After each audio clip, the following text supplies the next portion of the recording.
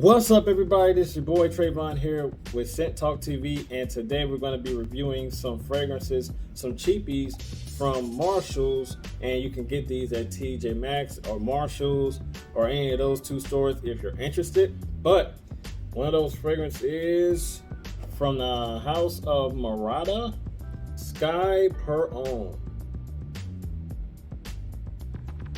This is a 3.4 fluid ounce bottle, 100 milliliter size bottle. Got the name of the fragrance and some ingredients on the back, little info on the back. Got your barcode and some information on the bottom as well. Name of the house up top. And here is the bottle. This is a very unique looking bottle. The cap, it's a very snug fit. There's the atomizer like that. And it also snaps into place snugly. The atomizer on this thing is average. It's not bad and it's not good either. So what I get out of this fragrance is a fresh, woodsy, vetiver-like, somewhat of a fresh, creamy-like spice from this fragrance. Unfortunately, I do not have the note breakdown in front of me because I looked all over Google, all over everywhere, forums and stuff like that for this fragrance, and I could not find anything. But if you guys found a note breakdown for this, please leave me the information in the description below to help other people, decipher what notes is in this fragrance. So on the top, you get like a grapefruity citrus in the opening, and then as it transitions and dries down, it gets spicier, it gets woodier, gets like a little green undertone underneath it as it dries down. And within the longevity of this fragrance, you get this masculine, vetiver-like, woodsy citrus. The citrus in the opening that you might smell in the beginning of spraying this fragrance, it tones down a little bit, and then a lot of healthy, earthy notes starts to creep in, giving it a nice, like, fresh, masculine, vetiver-like, smooth fragrance. Smells really good. Very fresh and spicy, somewhat creamy, got some, creamy spice to it and stuff like that. But as far as the performance is not good. It's awful, actually. Once you spray it on, it immediately becomes a skin scent. But if you want to overspray this and overspray it and see if it'll last that way, go ahead. But on me, it did not last at all. Total longevity was a good 2-3 hours, 4 to be generous. But the projection was good within the 30 minutes to an hour. Then it set extremely close to the skin to the point where you could barely pick it up, but it's still there. Just because a fragrance is not, a beast or booming off your skin doesn't necessarily mean that the longevity is not there. It's just that it's soft and subtle to non-existent. And this is exactly what this fragrance is. Pick this fragrance up for a good solid $13. So what more could you ask for? You get what you pay for. But, as far as like the scent and smell itself, it's decent. I really do like it. Just wish it performed and pushed out a lot better than what it did. Age group, it doesn't have a really of an age group factor to it, to where it's like, that's mature, middle age, young crowd. It doesn't matter to me. It doesn't matter if you like it, wear it. But if you want my honest opinion, I would say middle age on up with this one. Doesn't have a lot of sensuality and sweet playfulness, immaturity for the young guys to wear, like a party boy scent. None of that. But it's a little bit more upscale to a middle age on up type of a fragrance. Also, when it dries down, you really don't get too much of that grapefruit, that citrusy fruitiness that you smell in the opening. Really, you just get like a woodsy spice, somewhat of a creaminess undertone underneath that. So that's pretty much it with this one. Okay, up next we got a fragrance from Manos de Fuego. This is Manos de Fuego Macho Man. Correct me if I'm wrong if I mispronounced that. So yeah, there you go, Macho Man. This ran me $13 and some change at Marshalls. On the sticker right here, you got the name of the house and the fragrance and the size of the bottle and also the concentration. And this is an EDT concentration. And the cap, it has somewhat of a yacht man type of a cheapie cap. It flips and snaps into place. The atomizer on this thing is okay. Not good and not bad.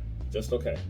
What I get out of this fragrance initially is like this dark, fruity blue plummy type of a smell. Sweet, playful, bold, and potent. For $13 and some change, this is a solid cheapie that you can get. Yes, it has a synthetic vibe. Who cares? If it smells good, it smells good. So what I get it out of it in the opening is like this fruity, dark, rich, some of a light spice of this fragrance. It kind of reminds me of a like a Dunhill Desire Blue fragrance. It gives me like a subtle Invictus vibe and also a subtle Prana Luna Rosa Ocean vibe. Like, this fragrance is pretty good, you know. Unfortunately, I don't have the note breakdown because I couldn't find it, because cheapies like this, you know, you really can't really find any note breakdowns on these. You know, you gotta really dig deep like I did, but I couldn't find anything. Unfortunately, I'm sorry and apologize to you guys in advance. But I can only go off the terms of, you know, initial smell and, you know, the wearings of the testing of this fragrance. It smells great. It smells really good. You know, these don't come in boxes at Marshalls or TJ Maxx, so you can spray and test it out for yourself. But this one is a hidden gem of a fragrance to me. Very deep and rich in sweetness, like a blue, you know, powerful, potent fragrance. You know, it's like a sweet party boy, like a Versace Eros mixed with, you know, like a Prana Luna Rosa Ocean type of appeal. And if you take two of those fragrances and put this in one, to me, that's what it smells like, and it is dope for $13. Macho Man. Manos de Fuego. Macho Man. EDT. I highly recommend it. Now, the performance. The performance was quite nice. I got a solid 5 to 6 hours. Projection was beastly within an hour and a half on my skin. Then it set close to the skin, giving it into, like, you know, not even like within my intimate area. It did push out quite a bit. The scent trail on this is amazing. I was walking and then I do a sudden stop to see if the scent trail would kind of follow me. That scent trail smacked my face for at least like 3 to 5 seconds. It just kept on coming through. It is amazing in a scent trail. Just a slightly above average performer of a fragrance, of a cheapie on me at least. This is awesome. Then as it dries down, you do get like a subtle, like sweet, fresh spice undertone underneath, like that bold, like plummy, like fruitiness. This is a great fragrance. I'm sorry. Like, if you find this, you know, it's only $13. Buy it, try it out for yourself. You might like it, but man, I dig this fragrance a lot. You know, age group is for the younger crowds, from like, you know, the teenage to middle age.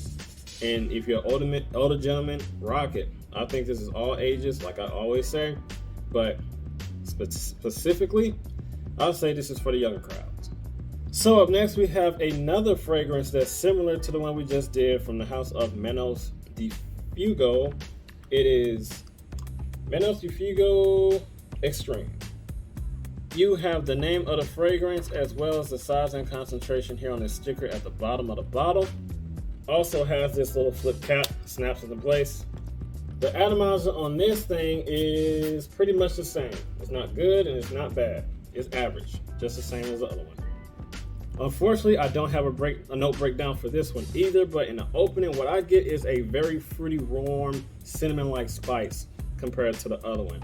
The other one is compared to the two, they run completely different, but they share a slight DNA, you know, that makes it a little bit similar to each other. So it's also like a candy-like sweet, as that sweet cinnamon spice kind of tones down. You get this candy-like sweetness that creeps in, that makes it a little bit more attractive and appealing. I mean, in the opening, it's already attractive and appealing to me, but it's something about that candy-like sweetness that's inside of this one that kind of, you know, draws me in a little bit deeper into it. This one is also a solid one as well. I do like this a lot. This is the better performing fragrance compared to this one, but this one is no slouch either for the price.